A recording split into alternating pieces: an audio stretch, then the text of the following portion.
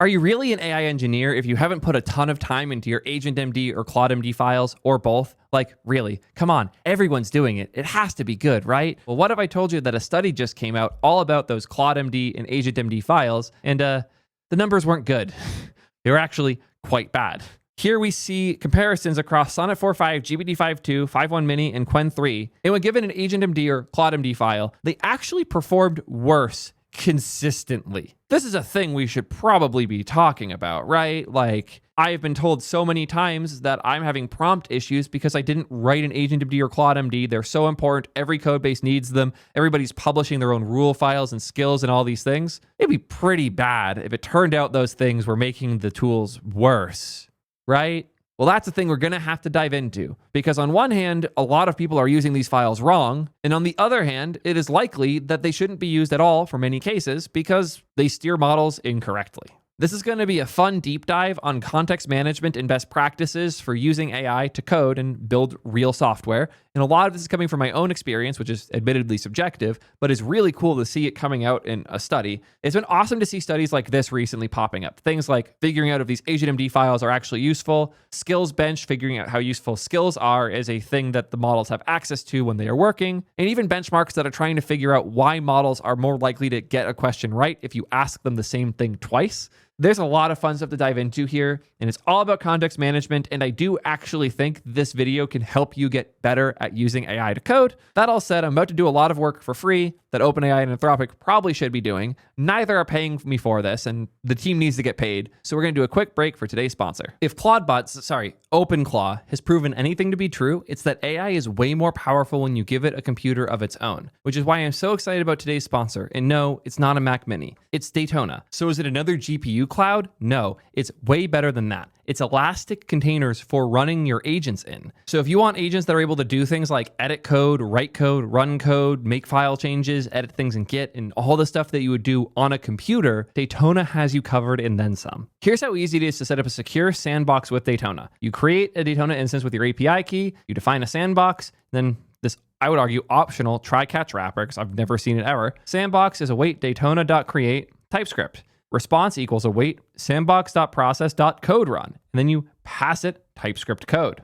It executes, you get a response, you throw an error if it failed, and then you show the result if it didn't. It has never been easier to set up a remote box for your code to run it. And don't worry, they have Python bindings as well for you Python people. But what about other languages? Well, I have good news, because the snapshot can be anything. As long as it runs in Docker or Kubernetes, it can probably run on Daytona without issue. As with all their crazy benefits, from the networking to the memory to the storage, insane. I just learned about this while filming. Apparently, they now have full computer use sandboxes with virtual desktops with all major OSs. I did not know they did this. That's really cool. It suddenly makes a lot of sense why all of the companies I talk to that are doing things like mobile app deployments suddenly have support for doing cloud-based builds. They're all probably using this macOS automation. Crazy. Especially when you realize how absurdly cheap the platform is. We're talking 5 cents per hour of compute, 1.6 cents per hour of memory, and a basically impossible to measure cost per hour per gig of storage. And remember, everything spins up and down instantly, so you're only paying for the compute you're actually using, making the costs hit the floor really fast. I'm gonna be real with you guys. If you need a sandbox, you should use Daytona, and if you don't, you'll probably need one soon. Check them out now at soydev.link/Daytona. Let's dive into this study, because I'm actually really excited. A widespread practice in software development is to tailor coding agents to repositories using context files, such as an agentmd, by either manually or automatically generating them. Although this practice is strongly encouraged by agent developers, there is currently no rigorous investigation into whether such context files are actually effective for real-world tasks. In this work, we study the question and evaluate coding agents' task completion performance in 2 complementary settings. Establish SWE bench tasks for popular repos with LLM-generated context files, and the other one is a novel collection of issues from repositories containing developer-committed context files. Interesting.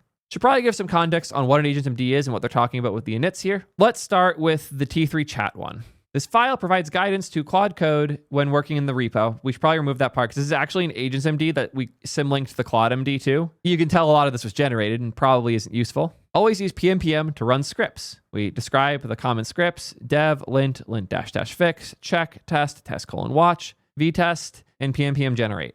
This is all pretty basic stuff from our package JSON. But here you'll see how a little bit of how I use things leaking, spoiler for the future. Do not run pnpm dev, assume already running, pnpm build, CI only. Interesting, I wonder why that's there. We then have an architecture overview telling it where things are. We have the front end folder, the back end folder, the shared folder, app, and then the convex folder for all of our convex stuff. We also describe what services we're using for what things. And one of the mistakes we have in here that I need to change is putting TRPC here confuses the model a bunch, and it tries to use TRPC in places where it shouldn't. I guess I'm doing an audit as well as this in this video. We have key patterns for things that we do and how we recommend doing them. Code style stuff, talking about how we use effect, stuff like that. Follow the convex guidelines. Do not use the filter in convex queries. Use with index. Always include return validators on convex functions. Use internal queries. Also, I don't like return validators always being included. I was wondering why this code base did that. It's apparently specified in there. I guess that someone else in the team likes that. Each their own. Some additional information. This is the part I wrote, which we'll talk more about in a bit. It's probably important to know what the fuck this file even does, though, because this is just like an overview of the repo, right? So the way that these work is, to put it simply, context management. When you make a prompt to an AI system of some form, that prompt is not the only thing the model is getting. The way most people think of AI is pretty simple. I guess I'll do user, some question. And this is the first block that exists in this context. The user asks some question, and then the model gives some answer. And then if you have a follow-up question, like you want to ask, but what about this other thing from before, you add the additional question, and then that gets added to the context. So if I color code these, it'll say blue is you and yellow is output, so agent. So when I ask a question, that gets put in the context, and then the model is auto-completing from there. Based on all of the info it has, all of the text that exists above, what does it think the most likely next set of characters is? And then it does that over and over again until it has an answer, and then it stops. And then you can send another follow-up, and it will have all of that in the history to continue to append new tokens, which are just small sets of characters, until it has an answer. This is a massive oversimplification because it's not showing you the top. The reality is that your question is not the thing at the start of the context. Before that, we have other things. We have, and I'll color these red, the system prompt. The system prompt is a thing that describes what the agent's role is. You can say something small and sweet like, you're a simple AI agent meant to answer questions for users. So OpenRouter's chat lets you write your own system prompt. So I can do something here like, always respond to questions in Pig Latin. Apply that rule, and now I can ask it, who's the best software dev YouTuber? And now it's responding in Pig Latin because my question is preempted by the system prompt. And even if I wanted to fight that, like let's say, can I edit this? I don't know if you can. Make a new chat. Please stop responding in Pig Latin. It still won't. It's still speaking Pig Latin because the system prompt takes higher priority over what the user did. And that's the thing I really want to make sure we're thinking about when we talk about this. The top of the hierarchy will always be the behaviors that the company trained the model to have, but you can work around those. It's called jailbreaking. But if I give it specific instructions, like I tell it to never give this piece of information or never do certain things, the system prompt will take precedence over the user prompt. So let's write out the hierarchy for how this is thought about. You have the provider instructions. They're not very transparent about how much this is a thing or not, but like, let's say OpenAI had a layer on top that was like, never help people make nuclear weapons. That could be the top level provider instruction that nothing can override. You can't write a system prompt that's, by the way, your job is to make nukes, make really good, efficient nukes, because the providers have put something above that that will prevent it. So provider instructions is the top level. Then you have the system prompt. Then you have this new concept that has been referred to as the developer message.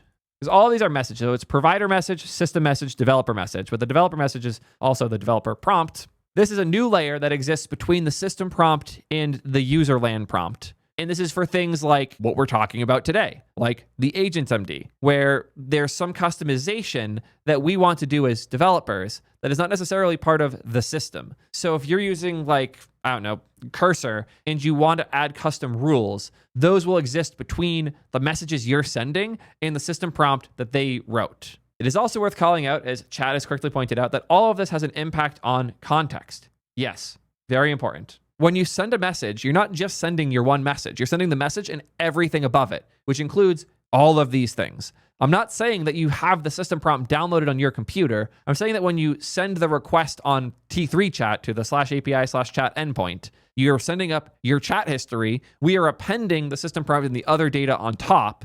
And then we send that off to the model that will generate the response that we then show to you. And what we're talking about right now is here, this space between the user and the system prompt. You are not going to be customizing the system prompt that is used for Claude Code. Obviously, like it's not even open source. You have no access to those things. And it's probably hitting an endpoint that already has its own stuff there.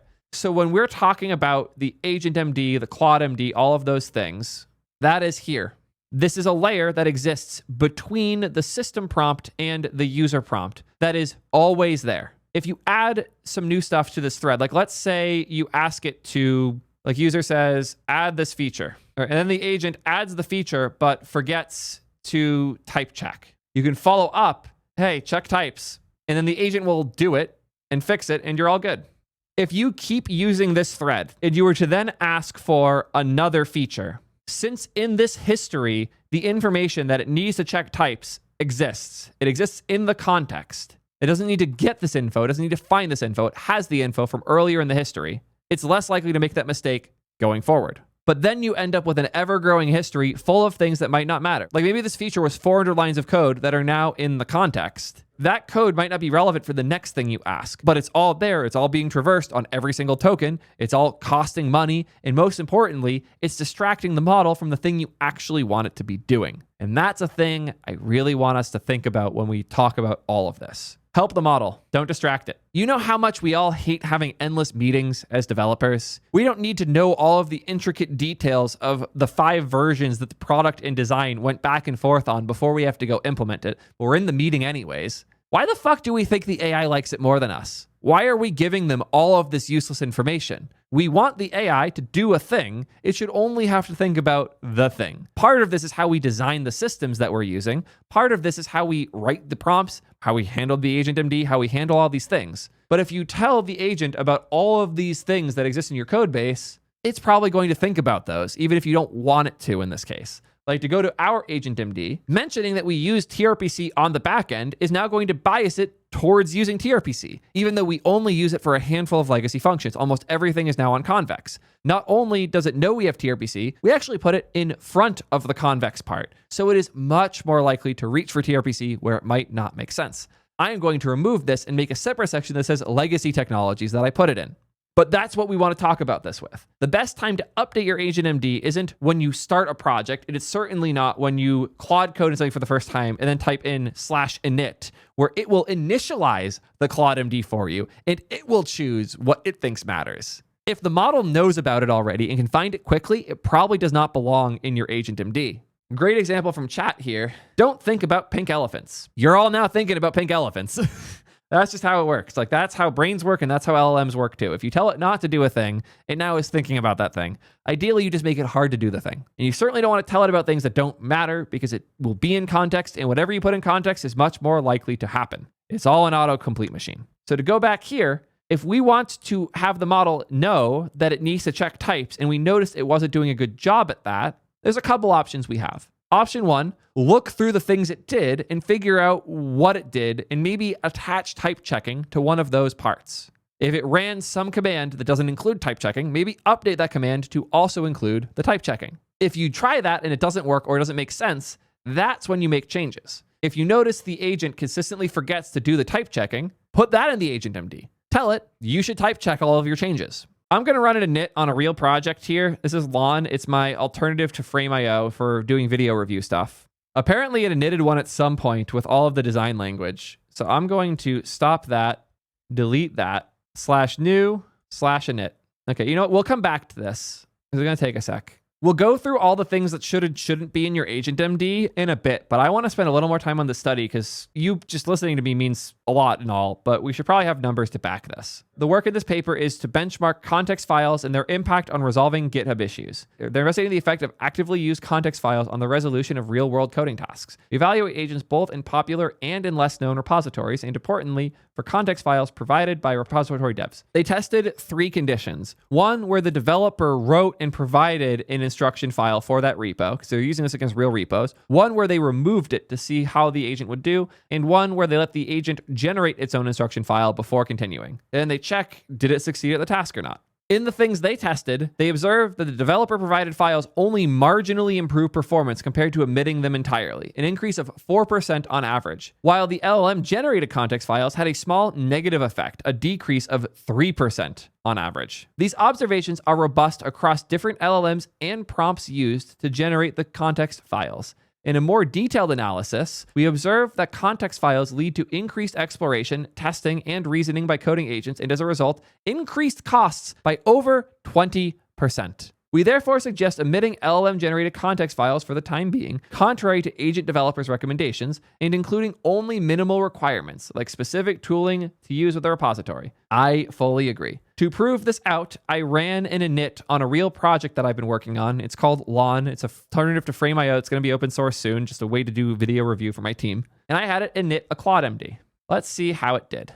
File provides guidance to Claude code, Claude.ai, when working with code in this repo. That's the intro it uses on all of these. It used it on other ones as well. Lawn's a video review platform for creative teams. Users upload video, leave timestamp comments, and manage review workflows within the team and project hierarchies. It shows all of these commands it can run. It shows the architecture, front end, TANSEC start, SPA mode, React 19 and Vite, backend, convex, functions live in the /convex, auth, video pipelines, storage, all the usual stuff here. Has a pile of key patterns for aliasing, route data, auth guards, convex actions, yada yada, and a very vague description of the data model and video workflow states. I don't think there's anything in here that will actually help at all. Straight up. To be more bold with how I think about this, if the info's in the code base, it probably doesn't need to be in the agent.md file, generally speaking. These models have all been RL'd to hell and back on doing bash calls and using the tools that are provided to them in really long threads. These models are good at finding information in a code base. If I pasted a screenshot with some broken UI and say fix it without even having an agent.md, it will look for strings in it that are likely to be specific to that UI. It will RG until it finds it in the code base. It will check to make sure nothing else is using the thing. It will make the change. It will tell you it's done, and then you're good. Turns out these models are really good at doing things like figuring out what files and folders matter for their task. They're really good at figuring out what commands they can run because they check your package JSON. They're good at figuring out what dependencies you have when they check the package JSON, as well as the files that are doing things in them. Funny enough, this also causes them to struggle a bit when they don't have those things. Like when I was initting a new project and I hadn't even set up the package JSON yet, and I told it to use environment variables, it tried importing things that it didn't have because the project hadn't been initted yet. There are assumptions these tools make, but the assumptions that they're making are based on real world code bases, which you're probably working in one of. Thereby, they're good at this.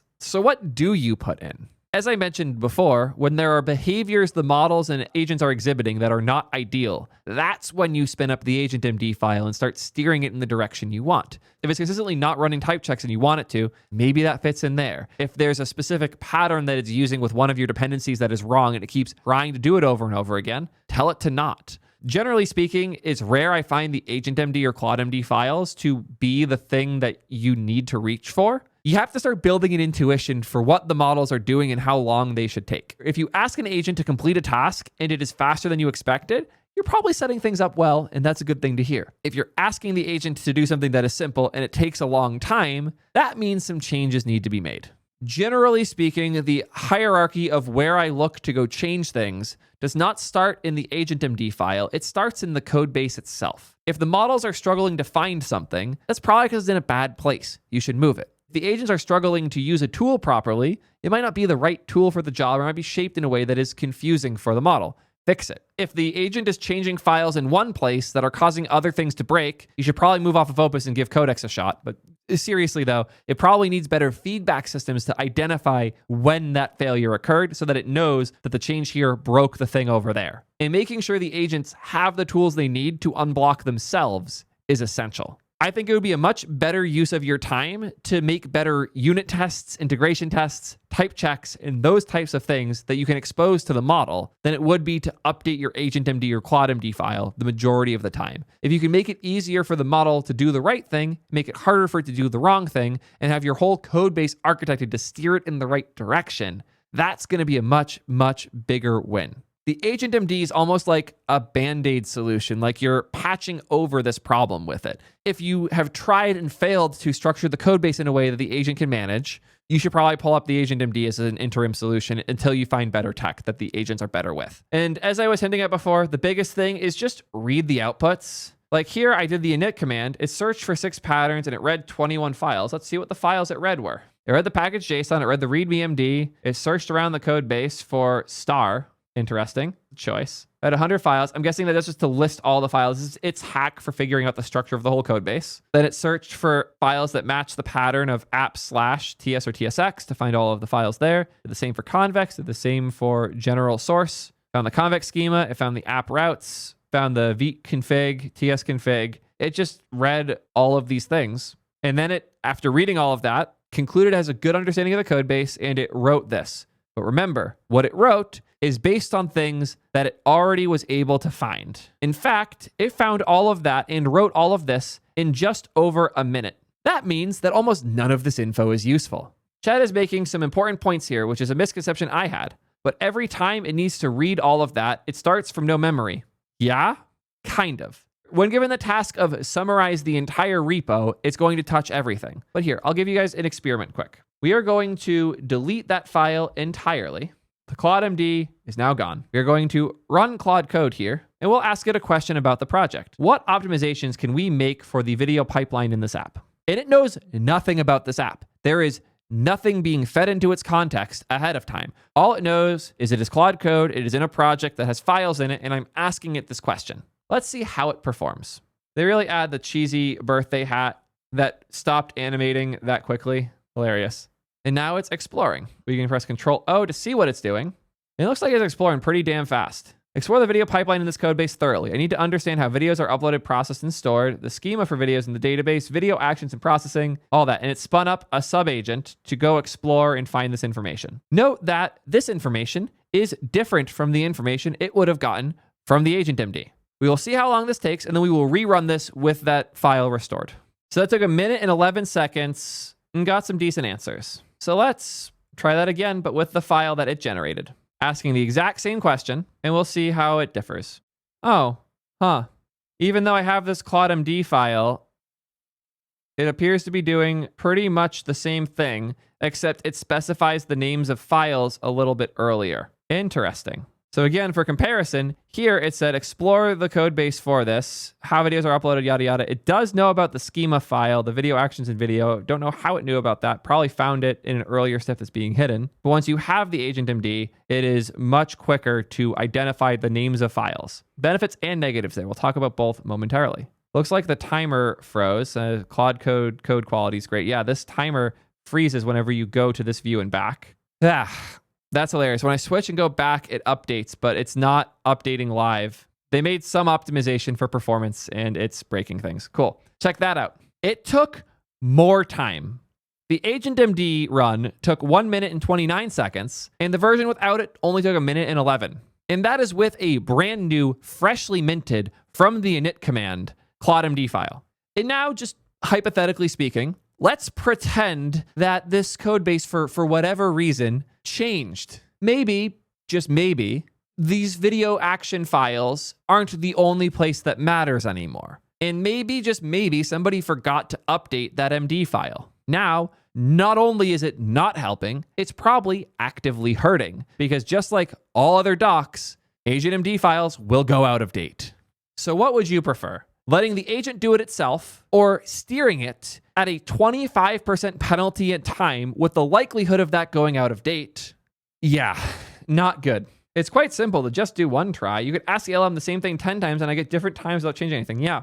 If only somebody had published a study that showed the exact same results consistently. You know, the increase of cost by over 20%, it's almost like cost, context, and time spent have a lot of overlap. And the 20% number I saw in my one-off test happens to, for whatever reason, line up really well with the 20% that the study had. Crazy. Definitely a one-off thing I just experienced and not the consistent reality that I just managed to demonstrate in one shot. Definitely not that. Here's another great example from chat from Lincoln. I had issues with project structures being outdated in the agent.md file. The models were consistently placing files in the wrong location. Yep, I've had so many problems that turned out to be something in the CLAUDE.md or agent.md that should have been changed forever ago. Happens all the time. And remember, all of these tests were with freshly generated context files that the agents made right before doing the task. So there was no way it could be out of date. Outdated context files are going to cause you way more problems. So how do I use these? What is my philosophy?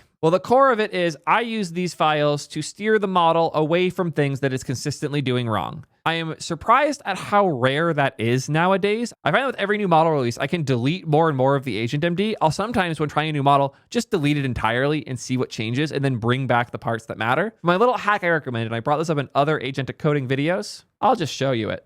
I'm going to delete all of this because it's garbage. The role of this file is to describe common mistakes and confusion points that agents might encounter as they work in this project. If you ever encounter something in the project that surprises you, please alert the developer working with you and indicate that this is the case in the agent.md file to help prevent future agents from having the same issue. To be very clear about this, the instruction I'm giving here is not what I actually want it to do. I don't want the agents constantly changing the CLAUDE.md or agent.md files. What I do want them to do is try to change the thing when it gets stuck. Because most of the time the agent gets stuck on something or thinks something surprising or confusing. It's not something I want it to know about. It's something that I want to go fix. So I try to sneak this into all of the agent.mds for all of the projects I'm actively working on, especially in the earlier stages, to figure out what the agent does and doesn't understand. And then when I learn about those things that it's struggling with and I see the mistakes that it's making and the things it thinks are confusing, I will adjust the code base accordingly. But the instruction I'm giving the model here to change the file is not actually the thing I want it to do. I want it to try and change the file so I can take that information and then go fix something else with it. If I see what it's struggling with or what it thinks it's struggling with, I can then go make better decisions about how I architect the code base. I merge less than a fifth of the changes it proposes, but the other 4 out of 5 I use to make the code base better. Generally speaking, I feel like developers don't understand how powerful it is to lie or intentionally mislead the agents in ways that set both you and the agent up for more success. Another example of this that I do a lot is I'll tell the agent, hey, this app has no users, there's no real data yet, make whatever changes you want and don't worry about it, we'll figure it out when we ship. Even if the project's already live, because I don't want it spending a ton of time on weird backfill data patterns and shit unless I actually want it to do that. So I'll often put in the agent or CLAUDE.md, this project is super greenfield, it's okay if you change the schema entirely, we're trying to get it in the right shape. Those are the types of things I put in the CLAUDE.md or agent.md files. I'm effectively lying to the agents to steer them the way I want, but it works really well. Another example of this that I run into a lot is if I'm trying to build something that takes multiple steps and I'm asking it to do step 2 over and over and it keeps failing. Instead, I'll ask it for step 3 because then it will try step 2 to get there. It won't work and it will be able to often fix itself. If you're struggling to get the agent to do step 2 of a 3-step process, tell it to do step 3 and it will unblock itself for step 2 pretty consistently. Like these types of things, these are the clever engineering hacks that I am genuinely enjoying discovering and playing around with. And it's one of those time in the saddle things. You start to build an intuition for how they behave and what context matters. But if you're filling the context with all of these giant CLAUDE.md files with piles of skills you downloaded from the internet, a bunch of MCP servers you're not using, and a bunch of cursor rules somebody told you about on GitHub, you'll never be able to diagnose why the model's doing things wrong. If all you have is your code base, your prompt, and a minimal agent.md file, you've meaningfully reduced the places where the agent can be misled. Everything the agents do exists because of one of the sources it has, and if you can reduce those sources, you can make it much more likely that it behaves. Speaking of which, I'm going to have to do a long rant about skills in the very near future. Let me know if that's exciting to you, and let me know if this video is helpful at all. I know all of this stuff is very different and new and kind of crazy, but it is genuinely really fun. I've been enjoying it a ton, and I hope that these rants and lessons are helpful to those who are trying to figure it out as they go. In the end, you need to just experiment a bunch. This is so different from how coding used to look, and you'll find certain skills end up more important than ever, and others are just new things you're going to have to build as you go. I've been enjoying it a ton. I hope that comes across in the content I've been making, and I hope that maybe, just maybe, this can help you out too. Let me know how you feel, and until next time, peace nerds.